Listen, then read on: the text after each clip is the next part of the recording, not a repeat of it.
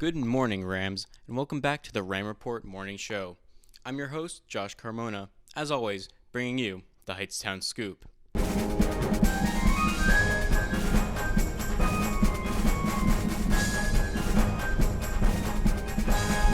Now, before we get started, we want to take this time to recognize the African American community.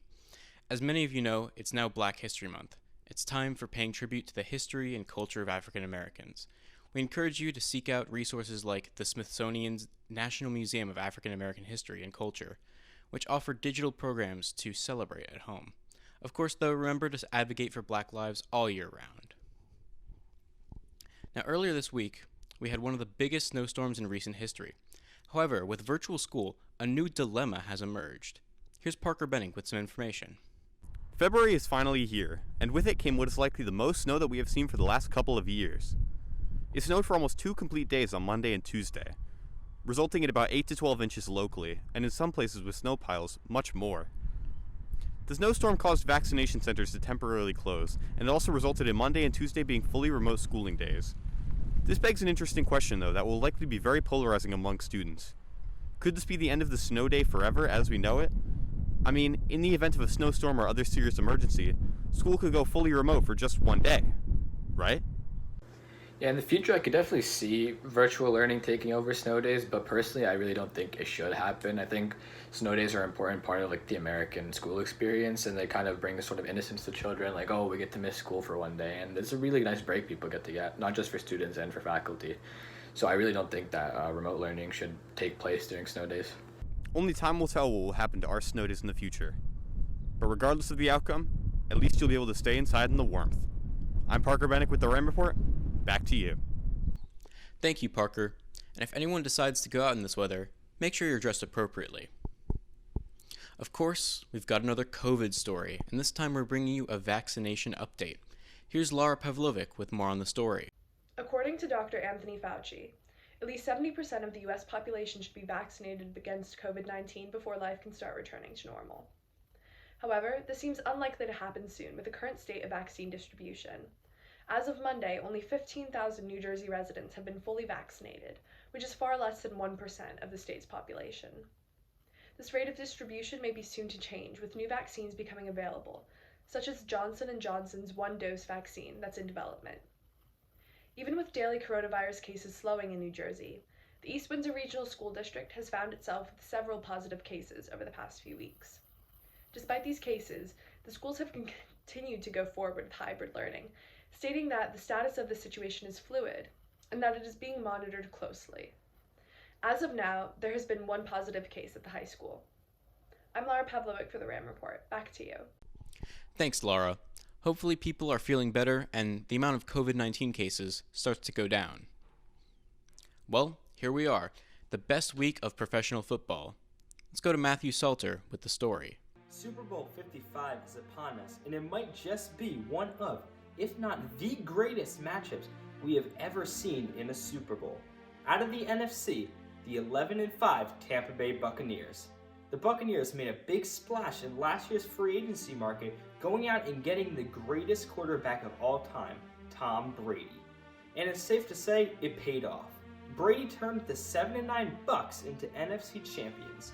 Not to mention, he had some help with a star-studded offense consisting of wide receivers Mike Evans, Chris Godwin, and Antonio Brown. Oh, and let's not forget Tom's right-hand man who came out of retirement to play with him again, Rob Gronkowski. The Bucs are making their second appearance in the Super Bowl ever and are looking to make it their second victory as well. And for their opponent out of the AFC, last year's Super Bowl champs, the Kansas City Chiefs. This is a team looking to run it back with possibly the deadliest offense in the entire league. At the helm of this powerhouse is a quarterback, Patrick Mahomes, the best player in the entire league. If it wasn't scary enough, he has a surrounding core of Travis Kelce, Tyreek Hill, and Clyde Edwards-Helaire. Sports fans will soak in the greatness of this matchup. It is the definition of old school versus new school, as 43-year-old Brady will be going up against 25-year-old Mahomes. When it's all said and done, these two could go down as the two greatest to ever play the game. Sunday will be a matchup of the ages. So what will it be? Will Brady get his 7th ring of his career, or will Mahomes get his 2nd only in his 3rd year starting? Tune in on Sunday at 6:30 to find out. Make sure to get your pizza, get your wings, and stay glued to your seats because we're in for a terrific showing. I'm Matthew Salter with the Ram Report. Back to you. Thanks, Matt. We hope you enjoy the game and enjoy time with your family. Now, next Friday at 7 p.m., the first honors narrative Western film will premiere on this very YouTube channel, followed by the 2nd and 3rd films on Saturday and Sunday, both also at 7 o'clock. We're calling this a Western weekend, so grab your popcorn and get ready, because we're visiting the Wild West here at the Ram Report. Well, it's time for episode 3 of the Ram Report Pizza Saga. Welcome to episode 3 of the Ram Report Pizza Saga. This time we're mixing things up a little bit. We're shooting off 2 pizzerias head to head in what we're calling the Pizza Bowl. Here are contestants. Now in one corner, you've got Sal's, a long-established institution in East Windsor. Sal's is a formidable and recognizable restaurant, but will they live up to their half-a-century-long reputation? And in the other corner, we've got Planet Pizza and Wings. They're relatively new, having opened just a few years ago, but they've already won over the hearts and the stomachs of many. However, can they hold their own against a giant like Sal's? Now for this unique segment, we're going to have 2 reviewers, one of which will be me. One for each restaurant. Both will be making our observations and reviews, then the pizzeria with the highest score will be declared the victor. However, there's yet another twist. This week, we're adding one more category to the scrutinization: delivery. We'll be timing how quickly the pizza reaches our destination. This will be alongside our regular criteria: presentation, cheese sauce ratio, crust, structure, and flavor. Now I will be reviewing Planet Pizza and Wings. Right now, let's check on what Alejandro Mendoza has to say about Sal's. Woo! I'm so hungry, I'm starving. What do we got?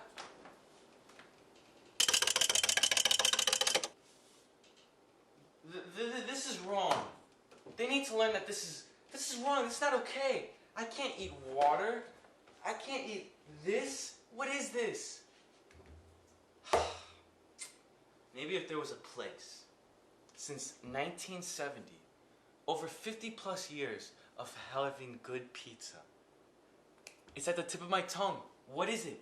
It starts with an S, ends with an S. Sal's. Maybe they can help me out, but they gotta go through the first test, delivery time. Can they do it? Let's go check it out.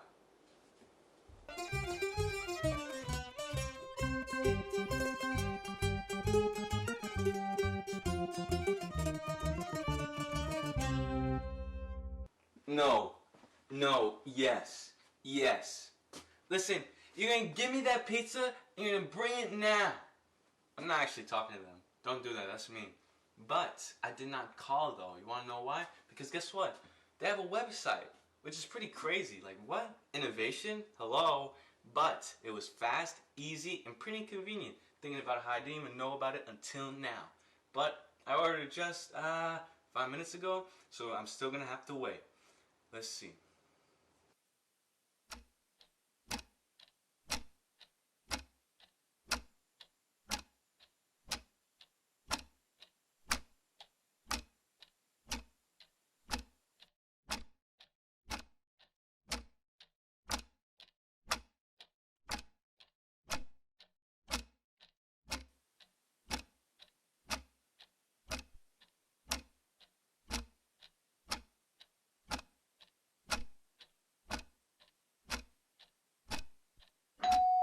Hold on. Wow, that's fast. Guess what? 27 minutes, 49 seconds, and 41 nanoseconds. That's pretty fast, even for pizza. This is a full pie, by the way. So, let's go check on the inside. Okay, I have not seen the inside yet. Let's see. Ooh, oh yeah, I got mushrooms because I actually have taste buds to please. But this is not bad. Not bad at all. Looking forward to. Oh, what is that? Why is it doing that? Why is it, what is that? What is this, like, lip? Whatever. We're gonna see. Okay, I'm really looking forward to trying out this pizza. But I also got onion rings. But that's not what you guys here for. You guys are here for some quality pizza review. So, let's get right in. Shall we?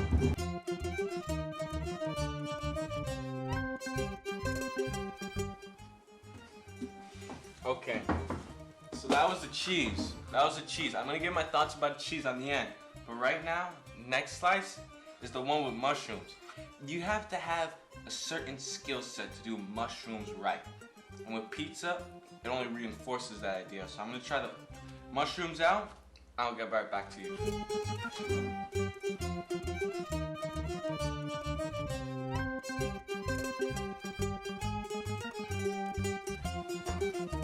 Okay, I think I'm ready to give my final review. So, let's see. For first, delivery time. For 27 minutes, this is pretty fast. If you want fast, good pizza, Sal's is the place. Second, structure. I'm not going to say floppy is a good or bad thing, but if you like it or you don't, this pizza is going to be floppy. For third, cheese to sauce ratio. If you're going to ask me that, you're going to ask me to look at a quarter or like a small coin and tell me that has heads or tails, which one has more. They're pretty much the same, but there's not a whole lot. But still good though. For our fourth, crust. Light and fluffy. If you like crust, this is good crust. This is the crust you like. Trust me. Fifth, presentation.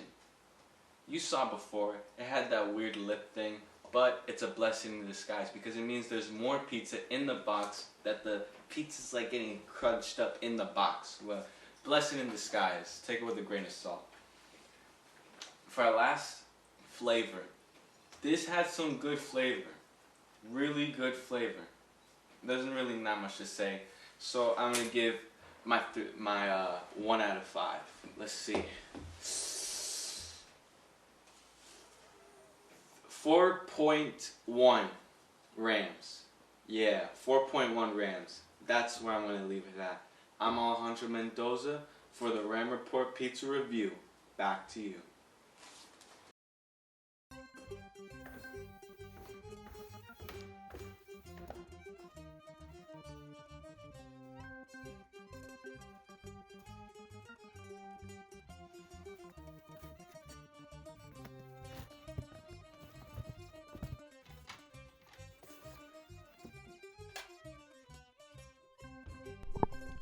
Alright, so I just got done eating my slice from Planet Pizza and Wings. First off, the delivery time was 45 minutes, but I wouldn't say that's necessarily truly reflective of their delivery times considering the way that the weather has been. So take that with a grain of salt, but it was 45 minutes. In terms of the structure, it's right in the middle. It's not floppy. It's also not super hard. It's perfect. In terms of the cheese sauce balance, I would call it, well, balanced.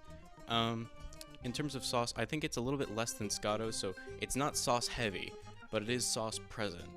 I would call it a really delicious balance. It's really fantastic. The flavor, as I was getting at, it's really good. It's a delicious slice of pizza. Full marks for flavor. It's amazing. The crust, it's soft. It's easy to eat. It's accessible. It's great. And the presentation, it's really good looking. You get a nice visual representation of the sauce towards the top near the crust. It's a very balanced looking pizza. And overall, I would give this pizza I'm going to give it a 4.7. And that's because, despite how great it was, my personal delivery experience wasn't great. I can't say that will be your delivery experience, but it's worth noting that was mine.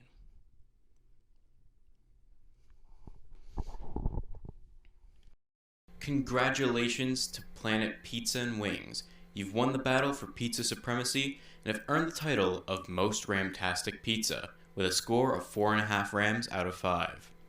Thanks again to Alejandro for reviewing Sal's. Well, there's another episode in the books. Thanks for tuning in, and check back next week for more Heightstown news. Stay safe, have a good weekend, and as always, have a rantastic day. I've been Josh Carmona.